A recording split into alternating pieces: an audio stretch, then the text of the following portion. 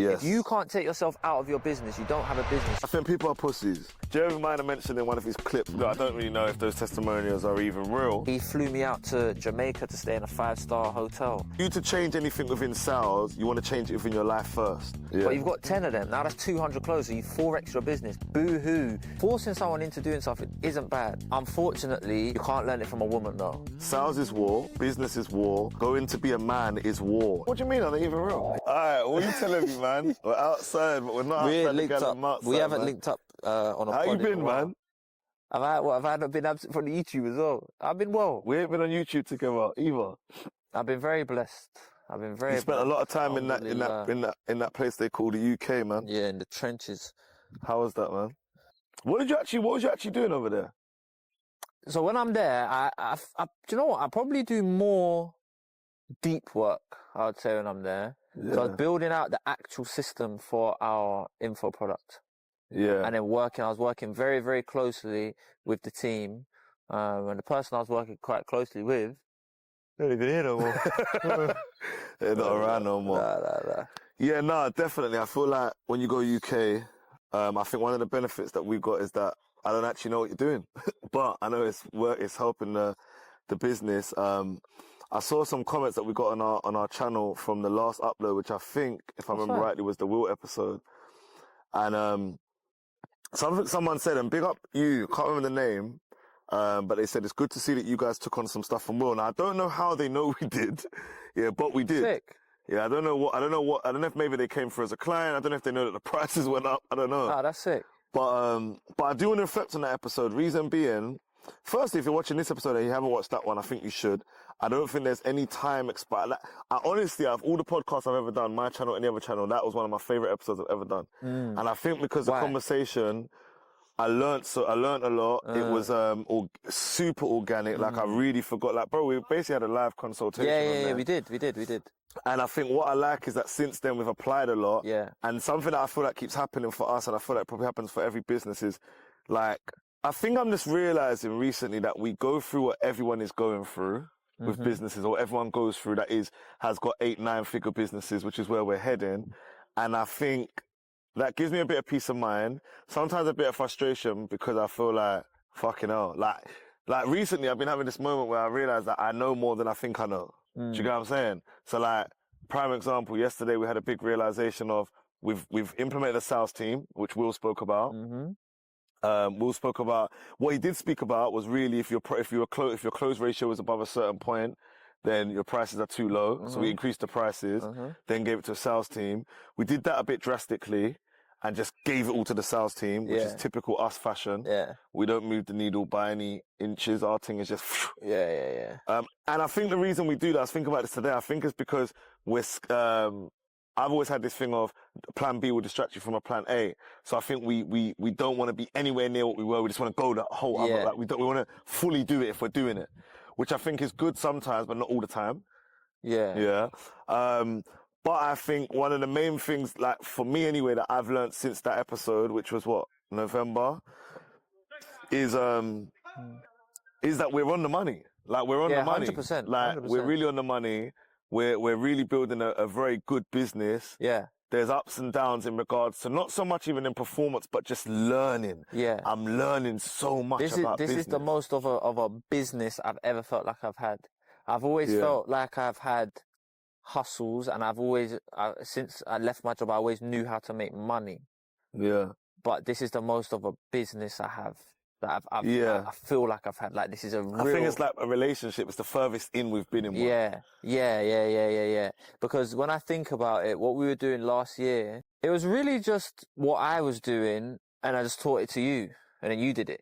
Yeah, like, what do you mean before we did that academy? In the sense of, it didn't feel like a business. It was like my hustle that I knew, and I was like, hey, here's a hustle that I know. Yeah, and then I did it. 25 grand a month. Yeah. And then that was it. And then we both just did it together, and then it felt like a business. But we actually didn't have to be tagged up. We were tagged up because of friendship more than business. Yeah. Like, as much as it kind of made business sense to tag up, it didn't make that much business sense to tag up. Yeah. But now we actually are owners of an actual business, like a legitimate, it feels like a legitimate business now, when maybe this is imposter syndrome, maybe this is because I've been doing it for a while, But now I feel like we play an actual CEO role. Yeah, I think also it's we have an official we have an official, like something I said to you the other day, we have an online sales floor. And that for me feels like I'm back home in that sense, because all I've ever known is a sales floor, building a sales floor. I think in the process of building that sales floor, what we're finding is that it's the same as, for me anyway, so what I'm finding in my journey is that that this is, so many things pop up that's the same things I've been through in sales floors before, but I think I now know the reason behind them. So before I might have just sat there and thought, we ain't closing enough. So then I think, my man's just not good enough. So then I'll just put loads of time in just making him good, or what I would have done then is just hire loads of more people. Whereas now, I'd sit and think, okay, wait, maybe it's because I haven't spent enough time with him. So now let me spend more time with this closer. Let me train them more. Let's go through their calls more. Let's ghost them more. And then it's like the same way that everything's sensitive with the way we move the needle. It's the same way it's sensitive when we move the needle. Yeah. So like when we put in more, it's like you notice a change. Yeah, like it's like a baby. Yeah. It's actually like a baby. It's like all of a sudden you're playing loud music and it keeps saying shutter. And next thing you know, your son comes in or something, shutter. You're like, that's mad. Like, look how quickly he's learned that shot. You know what I'm saying? I think my favourite part about it is that we found the thing that we're now going to do for the next 5-10 years. Yeah. That's what I like the most. The foundation of it. Yeah. And you know what I'm grateful for? I'm grateful for our, and again, hustle in the sense of how we were able to make money before this. Yeah, because definitely. really and truly, what we've been doing for the past 2 years for most people would be failed businesses. But we've made a lot of money in these failed businesses, in these quote unquote failed businesses, because they're all. I always say it's like it's like we have a gun. It's like I'm trying to shoot you, and it's like I just miss, right, just above, and then we go just below, and now it's like I'm honing in, and I feel like now we're honed in on the what. And the how we're getting closer on honing in on. And as soon as now we have the what, as soon as we get the how perfectly honed in, then it's just a money printing machine. Yeah. For anyone we've got listening on audio as well, by the way, we're currently sitting on the beach, on the Palm, which me and Cam are debating. Cam thinks it's the best place to live in Dubai. It is the best place to live in Dubai. I think Al Barari is.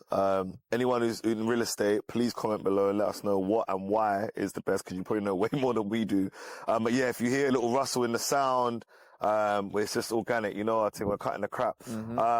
But yeah, no, I agree. I think the foundation is definitely there. I'm now excited to see where we go with it. Something that we were speaking about a lot recently, and we've been teaching our team a lot as well, is about the concept of being pedantic. Yes. And for anyone who's in sales, like something I want people to know is that being pedantic is very important. And I think we're both naturally quite pedantic. Yes. Like just by nature. And it means, to some people, it's seen as argumentative or extra or over the top. But it makes a huge difference when you're in a sales process. And it makes a huge difference. For you to change anything within sales, you want to change it within your life first. So it helps, should I say. You can do it just when you turn up to work. Yeah, like you can just turn up to work and be pedantic. And that's fine, but I think it's a lot easier if you're just pedantic and then you just turn up to work. Yeah. Do you get what I mean? It's a habit that's just engraved in you. And one thing about sales development, and we're seeing it with our sales team, when I teach people things, it also makes them think things about life, not just the skill. Like, it's like, yeah, bro, I don't actually do that in all aspects of my life as well. Do you know why I think being pedantic so sick is because the human brain doesn't actually like to lie. And that's why being pedantic helps you out so much. So it's like if you say to me, are you going to be there tonight? Most people, if you're not going to be there, you don't actually want to lie, so you say probably. Oh, you said the human brain doesn't like to lie. Doesn't like to lie. You said does. Okay, yeah. So human brain doesn't. If you said to me, hey, you coming out tonight? If I'm not, I'll say probably or maybe, should be. These are. This is naturally what we'll say. No, I'd say it doesn't like to tell the truth.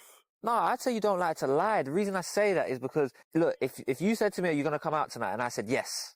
And I don't, that's unlikely. But if I'm planning on not coming, if I'm planning on not seeing you tonight, I'm going to say probably, should do, all these things, because I think it's hard to just straight up lie and say yes and then not turn up. Ah, okay, got you. So I think we subconsciously, we don't want to lie, and then consciously we don't want to disappoint the other person. Yeah. So then we end up in the middle ground, which is why being pedantic is important, because you end up saying what you don't really mean, but it's because naturally you don't want to lie, but you also are actually not going ahead with what the person wants. So now you get stuck in the middle ground. Yeah, I think people are pussies.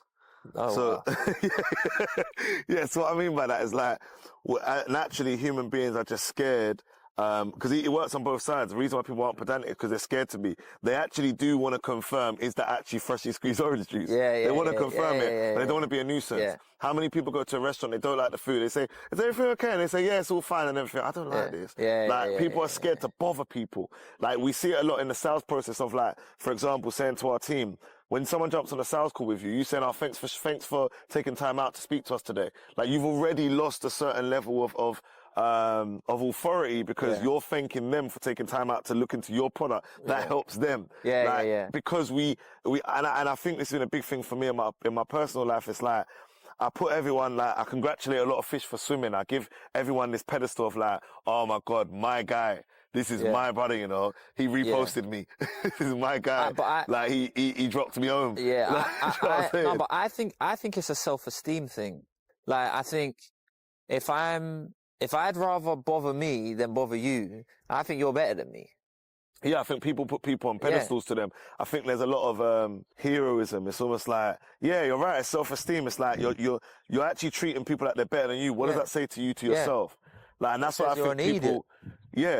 That's why I think the pedantic thing is such a, oh, you're so extra. Like, no, I'm just more literal than you.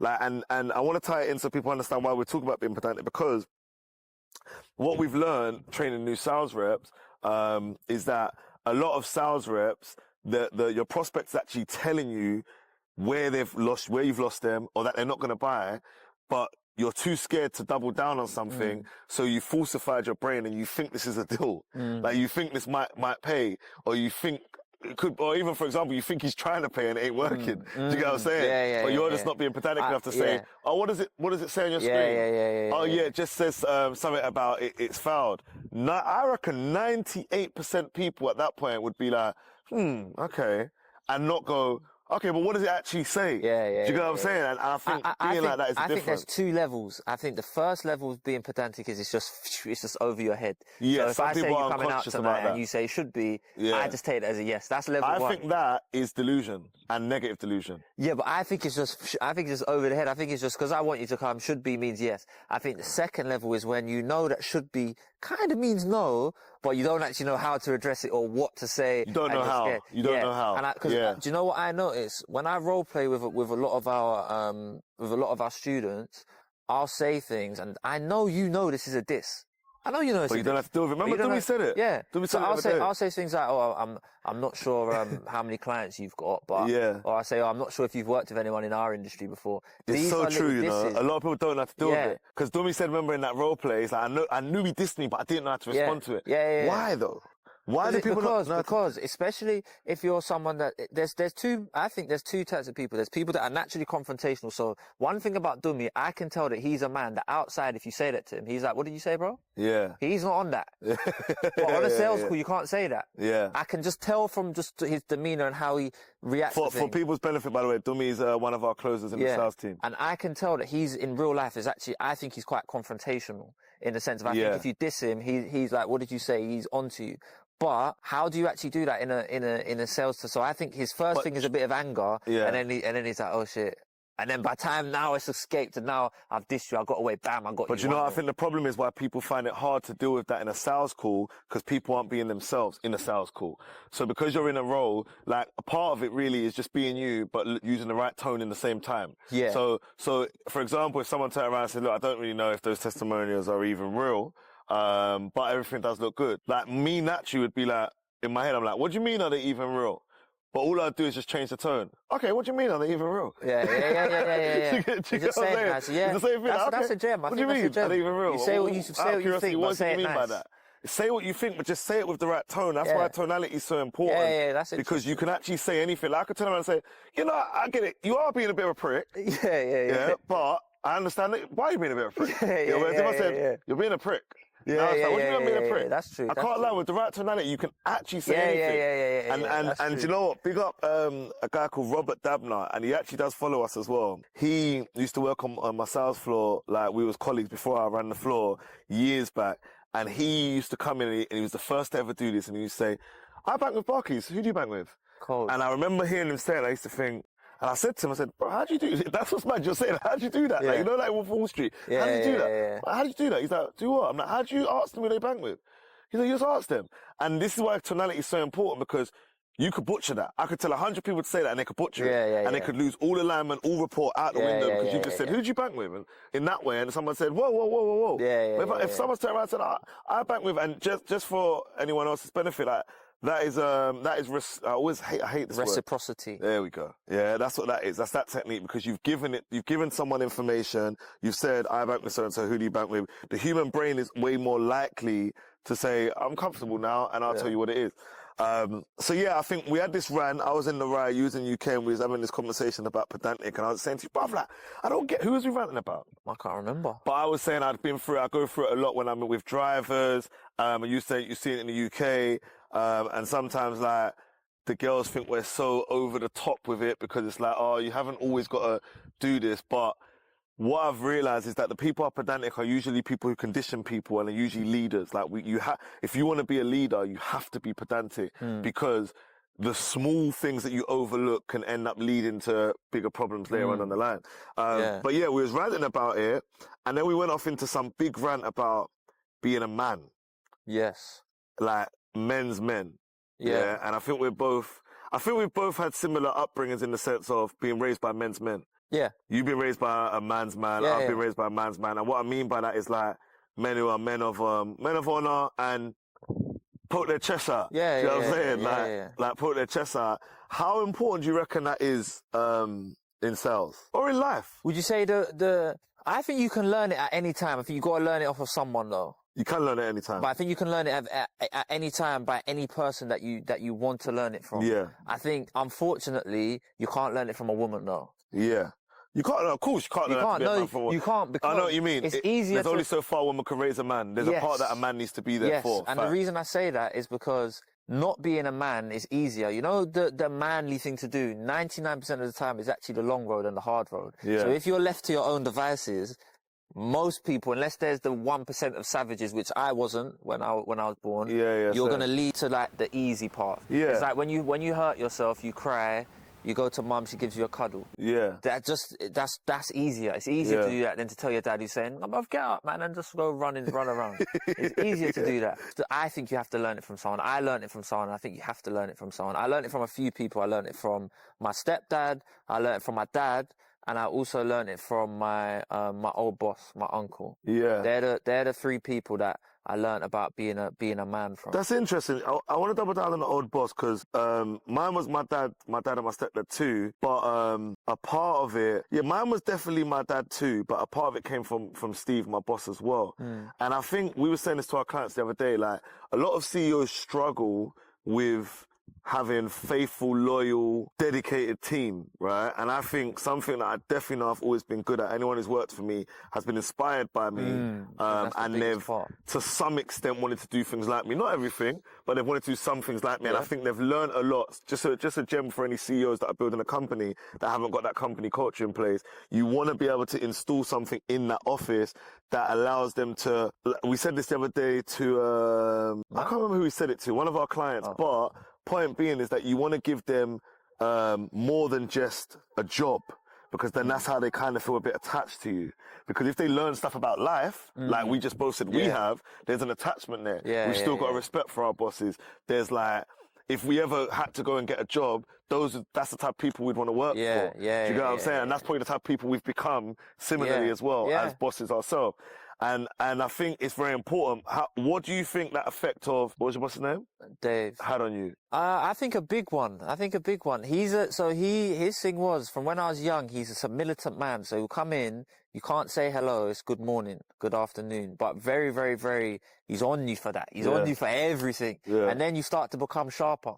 Because you know, and then you take on those things. What was his reason behind that, do you know? Just more polite. Okay. It's polite. And his thing is in business, you have to speak well. So yeah, what effect would you say that had on you? I think Dave had a big effect on me. So he was my football coach. So just to explain, I've known him since I was 3. So I'm best friends with his son. So he was my football coach from when I was like 5. So I'm very, very close to him. So from 5 until I was 18, I've practically only ever played football for him. Very, very just militant guy. If you make a mistake, his thing, he will come in, he'll say, down, 10 press-ups, make a mistake on it. That's his thing. He used to shout at me when I was young, and he would shout at me so much that I would get a little lump in my throat. But real man shout at me, like really, really, really shout at me. And then when I was 18, I needed a job, and I called him. And again, this is something that I've mentioned. I'm not sure if I said it to you, but he said, you need a job? I said, yeah. He said, all right, come down tomorrow at 6 a.m.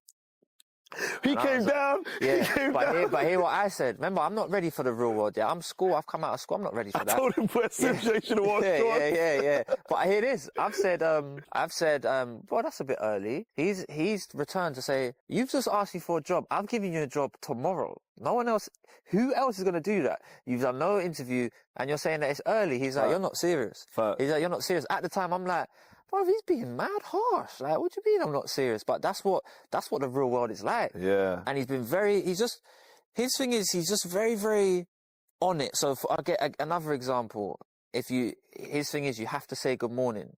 Have to say good morning, good afternoon, good evening. Have to do that. If you come in a house and there's people in there, even from young, you have to greet all the adults in the house. Yeah. Very, very big on that, because his house, he might have loads of people over. He would teach you have to be confident. Yeah. So you can't just come in and just cut out to the back room and play with your friends. You have to come in and say, good evening, everyone. Yeah. And as a kid, that's actually a big deal. I'm 10 and there's loads of adults in there, and I've got to go and say hi to all of them. He's very, very big on that. Wouldn't accept that. Wouldn't accept you not doing that. I was very soft when I was younger. So like, I'd play football, but I didn't like to tackle. And his thing would be like, get stuck in, like, what are you doing? Like, just he be made you a man. Yeah. That's how my stepdad and he was very, very big on that. And even moving forward, he's someone that he'll give you a lot of responsibility to do things. So again, he'll just throw you in the deep end. He doesn't care. He would take me along to meetings, big meetings that he's getting on, where he's doing deals for millions. He's doing very, very well in his business, and he'll just tell me to pull up with him. It's just normal. No one else is there, just me and him. Yeah. So I can't help but be inspired by it. And then I used to think, you know what, I want to be you. And I wanted to be him because he looked after his wife. He had a big family. He flew me out to Jamaica to stay in a 5-star hotel, crazy hotel. Yeah. He flew me out there, and he was like, do you know why I'm doing this? I was like, no. He was like, I just want to inspire you. He's like, I just want to stretch your mind. He's like, I want you. He's like, his whole family was there, and he's paid for most of them to go there. If people aren't as well off, he's paid for most of them to go there. And his thing is, I just want you to be there. I just want you to see this. Yeah, he's like, because one day I think you're going to be able to do this, fly your whole family out. No, that's very, very big on things like that, and it inspired me. So there was lots of elements of him that I wanted to incorporate. Like even wanting to be rich, like that was him. I used to see how he'd look after his family, and I thought, that's sick. I want to do that. I see his house, moved house. But when he would move house, he wouldn't sell the next yard. He would just move house. And like, that was a big deal. And another thing is, I seen him get more money. I seen him do it. But I'm being serious. So when we were young, he used to drive a black Chrysler, like a big bus. That was his thing. Because he's always taking loads of kids everywhere to football. Yeah. So then he got the silver one, but the silver was brand new, had the TVs in it. Then I see him get the Merc. Then I see him get this. Then I see him get loads of BMWs and an Aston Martin and this and like but I seen him really elevate, really just go up, getting lit. Like he wasn't super lit when I first met him when I was young. He was all right, but he wasn't super lit. Now he's gone, and he'll continue to just go. I think even hearing you say that, like, it's very important for anyone who's building a sales team or a sales-based business or a business. As men anyway, so we're gonna sort of niche down into men. And the reason I'm saying sales, because with sales I can be pro-masculine. I'm allowed to when it comes to sales. Yeah. I want to put this phrase out there, and maybe this is even one of the titles. Sales is war. Yeah. And I've been posting this recently, and the reason I was asking about that is because it's a testament towards my statement. Sales is war. Business is war. Going to be a man is war every single day. Like going out there as a man is war. And I think where a lot of founders and CEOs and sales managers lose their staff in inspiration and being connected to the mission is few things. So a few things, I try and steer away from things we've learned, but I feel like, one, that's just us naturally, and two, the people like when they hear that, right? Something I've learned, definitely, because I've built We've built sales team since 2013. So, and it's nice to still be learning. And I'm always going to be learning. Is be very careful when you hire people that you know that you knew from somewhere outside of the war. Because we're going to war. And I knew you from a dinner party. Yeah? Yeah. And if you know someone from a dinner party, metaphorically speaking, and we're going to war, it's a different uniform. Yeah? And it can sometimes be hard. And we've got clients who are facing this problem as well, where they've hired their friends starting up the company. And it's hard to tell your friend, we're going to war right now. Get your guns up. Because they're saying, what do you mean? But we was at the dinner party yesterday. Yeah? So that's the first thing. Secondly, if you're building a sales team, building a sales-based business, you must understand this war and lead like that. Like, because when you do, you will filter out all the weaklings, which we've done recently. Yeah, you filter out all the trash, you cut all the crap, trim all the fat. And those who remain will be your soldiers. And the reason I say sales is war for anyone who's kind of, because I think there's going to be people that see it as like, is it hyper masculine or a bit I don't know what they'll think, yeah. But whoever does is just a bitch ass pussy, yeah. But the reason why I'm emphasizing that sales is war is because if anyone follows our journey and is inspired by it, I want them to know what goes on up here. We really treat this like war. Like we refuse to back down. And let me get even more specific. On a sales call. Like in life, yeah, generally, of course, ups and downs, but on an actual sales call, it is war. I'm going in to defeat that opposition, right? Now, sometimes, I wasn't even going to mention this in this right now, actually, but it leads on to some people think saying close and closing someone and selling someone that's my game. I'll say Jeremy Minor. Jeremy Minor mentioned in one of his clips, maybe we'll insert it. They booked a sales call, right? I hate that word close. Yeah. By the way, you're forgive me for interrogating. interrupting. Forgive me for interrupting. I hate that word close. That I just think closing is just the wrong term, you know? It just feels like your prospects don't want you to close them. That's so aggressive, right? When I close, my prospect doesn't feel like they're being closed and they don't feel like they're being pressured. They do feel like they're like, when you try and sneak out, I'm gonna go, oh, where we going? Where we going? Of course, like that's not pressure. That's me being pedantic. I think it's professional pressure. All right, cool. It's professional pressure, fair. It's just like, all right, cool. No, it is pressure. Because when you're in a boxing ring, you're giving pressure to your opposition. But pressure is not bad. Yeah, no, This is the thing. That's what the bigger problem is. Pressure is not bad. It creates diamonds or dust depending on if you can withstand. Yeah, it's not bad. Some, like the people that have ended up joining our academy and going on to make 5-6 figures, they've done that from a pressured phone call of some kind. Yeah, some of them, not all of them, but there's some form of pressure. Maybe they, I can't pay now, I've got to, whatever it may be. But they made one of the best decisions they've made in their life as a result of pressure. My thing always is pressure's not bad. And the way I can explain it is like with your kids. With your kids, you force them to do something. Yeah. You might force your kids to go to play football. Yeah. I'm forcing you to do it. But then they turn out being a footballer and they make all this money, or they meet all these friends and they do all these amazing things. Yeah. So forcing someone into doing something isn't bad. Yeah. Encouraging, persuading, manipulating someone, these are scary words. It's especially even as you just said forcing, it's like I ran it back and thought, is he going mad? Forcing someone to do something isn't bad. Not if you force someone to do something that's going to help them. Yes, that's what it is. That's what it is. It's not. You got a PT, he forces you to lift another rep. He forces you to do it. But it's a good thing. You'll be thankful afterwards. I think even in like company culture, like something I'm even learning myself, like I think sometimes you can be too pussy about things and you have this whole concept of your staff, like, and not everyone will have this, but if you are facing this, your staff, like, it's almost like, and I don't know if everyone goes through this, but it's almost like I am so grateful that you've turned up today. And I think where that comes from is hyper accountability, which I think has actually become toxic. I think I was so big on, like, I'm responsible, I'm not entitled, and I always pay. 3 principles that we teach in the academy. For anyone who doesn't understand that, I'll just talk about I'm not entitled. Like, I'm not entitled as a principle that was installed into me about 12 years ago by my manager, Steve, and also my good friend, Alfie, which you guys know, being Alfie. And the concept is, I'm not entitled to anything. If I've got leads, it's a bonus. If I've got a phone to call from, it's a bonus. If I even got an office to work from, it's a bonus. Oh, I got paid, that's a bonus. Now, that mindset is good because it means that nothing is, you don't expect anything and you don't bitch out and think, oh, life's so harsh, it's being so harsh to me. I should have been given this, and why didn't the government help me this, and my friend who's got money do that, and why didn't they drop me here, and all this shit, yeah? Which I think is nonsense. But some things, if you go too far with that, which I have for a long time, I now see everything as so amazing. So I see it as, oh, but he turned up on time. That's really sick, you know. Like, we got to big that up. Like, that's sick. Yeah. Do you know what I think, though? I think you think that people are doing things for you when they're actually doing them for them. Yes. Like, that's I want you to elaborate on that, because I think sales reps do that too. Yeah. So cool. For example, with us, the person turned up on time because they don't want to get fired. Yes. They turn up on time because they want to get paid. They think they're going to get rich. All these different things. Everyone actually is thinking about them. Yes. They're not turning up for Tristan. They don't give a fuck. There's only a very few people that care about you. And unfortunately, it's not really your staff. And I think that is a great way to see things in life. And I think that applies to so many things. It applies to content.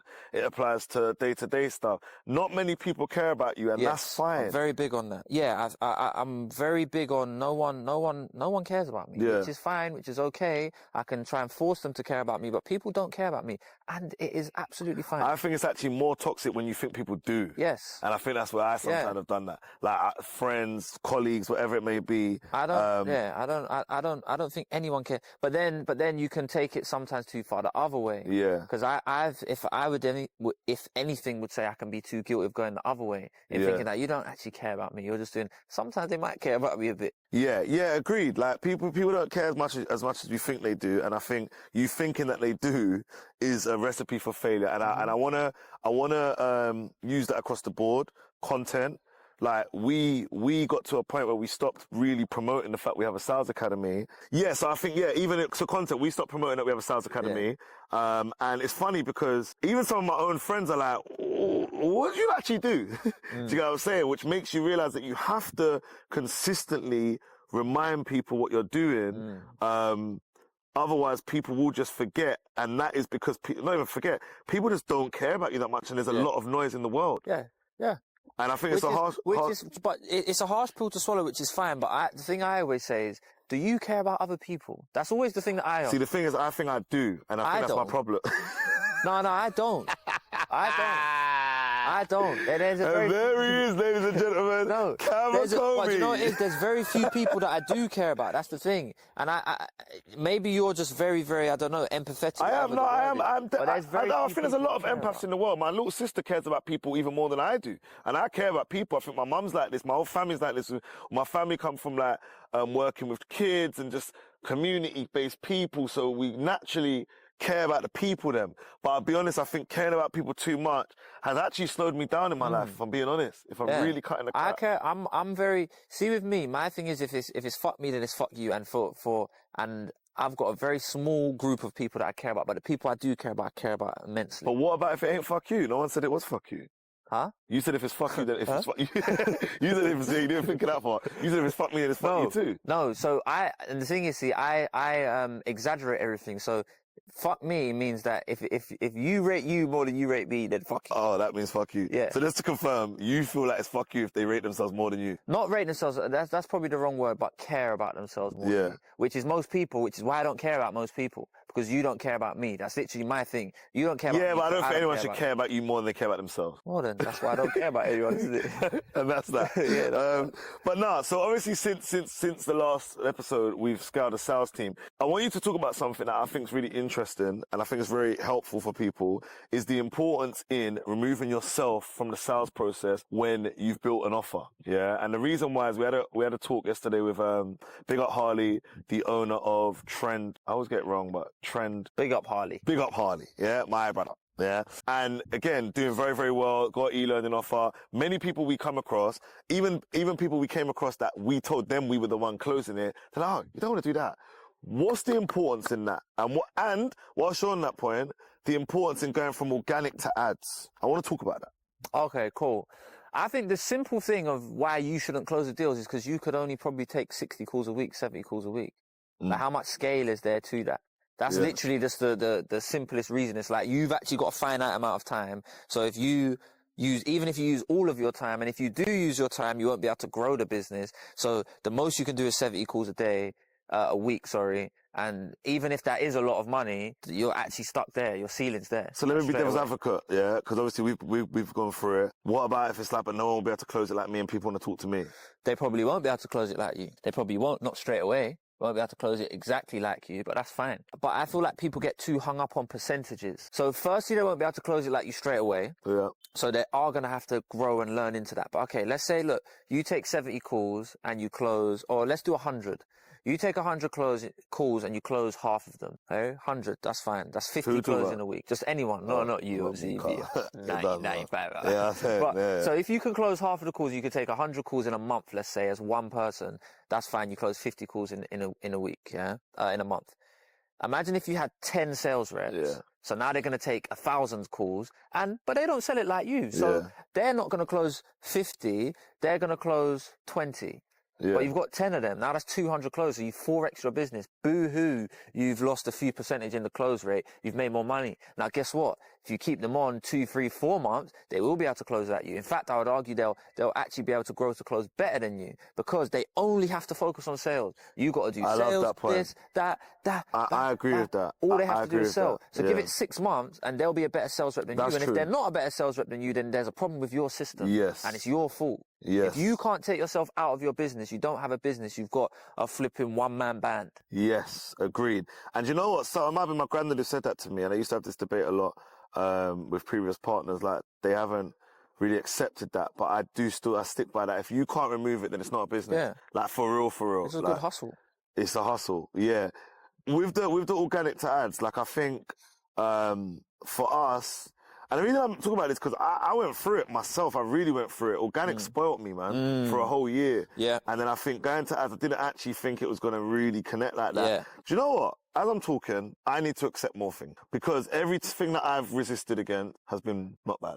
Yeah, like even down to us filming out here, like even down to the way we film today, even down to the way we've been posting recently, I was resistant against probably every part of this process. And maybe I need to allow that a bit because ads was probably one of the best things we could have done. Yeah.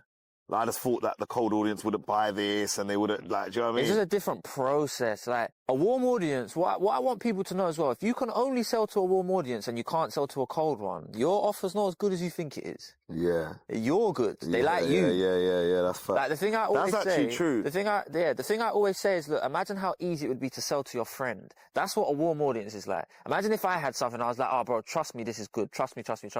And it's 100 quid. You'd buy it off of me. Yeah. Straight away. You'd buy it off me today, bro. Even if you were down to your last £200, you'd spend 100 on my product because you like me and it's whatnot. So that's like having a business and you can only sell to your friends and family. It's not actually as sick as you think it is. Yeah, that's fact. So I want people to, when people complain saying, oh, my organic closes at 90% and this closes at 20%. Yes. Of course it does, because these are people that don't know you. Now, what you should do is you should get them to know you along the process. A problem with organic and ads is they're different, but people treat them like the same. So on an organic process, remember, this guy's followed you for 6 whole years. He's been DMing you, commenting. He knows about you. He trusts you. Then you get him on one sales call and he buys. Okay, cool, brilliant. You think that guy that's never met you, you can just get him on the phone and get him to buy when you're not even that good at sales. Yeah. And I think what I've learned from a sales point of view is that what you'll find is the predictability was the biggest change for us. Yeah. So yes, we were having amazing time with the organic, but there will definitely be slowdown periods because your stories and your DMs can only do so much. Yeah. And if you're in a position like us, I've never DM'd cold DMs, right? Yeah. So that can be more frustrating, I think. Whereas now we've got predictability, and I love one of the biggest keys that I think, and this is something we've learned since Will episode. Will said to us on that episode, I'm sure he said, "Do you know your numbers?" And I'm sure we were caught. No, we didn't know our numbers. We were caught lacking a bit. Yeah, we didn't know our numbers. And now we know our numbers, like very well, and we're all on top of them. And I think that's because for anyone who's building a business, like, look, we're always going to regurgitate information because the thing is, and as I tweeted today, the blessing of our network, and we got a bit of a cheat, I think, right? We haven't necessarily, when we're more than willing to, in this stage, I know you have previously, and I have from a sales training point of view, but this stage we haven't necessarily invested in someone right now, but we've got people invested in us that give us that game and they speed up the period for us and help us avoid so many mistakes. If you are going through business right now and you're trying and erroring, I promise you, I look at the camera and I say this, and for anyone listening to audio, I promise you, those last 6 months you just had would have been 1 month or maybe even 2 weeks or maybe even a week if you spoke to the right person about where you are in your business. And that is something I'm super grateful for. I think we're super spoiled because we literally can pick up the phone to all of the goats that would sell you a course at 10, 20, 30K for a package. And rightly so, because they're scaling 7, 8, 9 figures.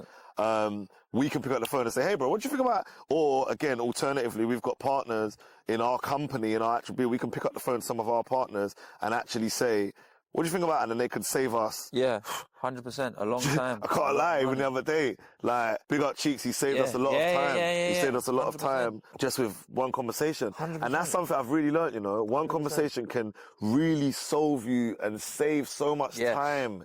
If you are sitting here watching our stuff and you're inspired and you're looking at this and you're thinking, or you're hearing this and you're thinking, right, these guys are sitting on the palm, we are, life is palm, it is, yeah. And you're thinking like, this is inspiring, like, just to be clear, especially if it's a new audience, we do high ticket sales, yeah, and when you start it and try and replicate it, you're going to fail for the first 6 months. I know that sounds crazy, but you are.